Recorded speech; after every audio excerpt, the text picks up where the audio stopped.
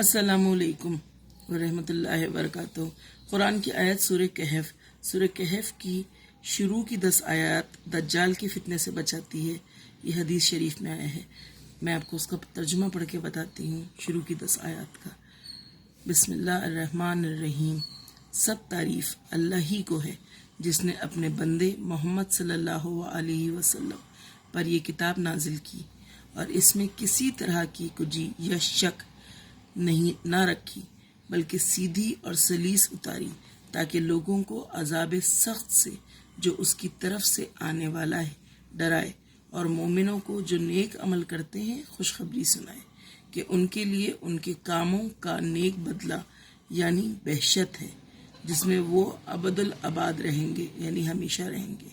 और उन लोगों को भी डराए जो कहते हैं कि अल्लाह ने किसी को बेटा बना लिया है। उनको इस बात का कुछ भी इल्म नहीं और ना उनके बाप दादा ही को था। ये बड़ी सख्त बात है जो उनके मुंह से निकलती है, और कुछ शक नहीं कि ये जो कुछ कहते हैं महज झूठ है। ए पैगंबर सल्लल्लाहु अलैहि वसल्लम, अगर ये इस कलाम पर ईमान ना लाएं तो शायद तुम इनके पीछे रंज करके अपने तई हलाक कर दोगे। जो चीज़ ज़मीन पर है और हमने इसको ज़मीन के लिए आराइश बनाया है ताकि लोगों को आजमाइश करें कि उनमें कौन अच्छे अमल करने वाला है। और जो चीज़ ज़मीन पर है हम इसको नाबूद करके बंजर मैदान कर देंगे।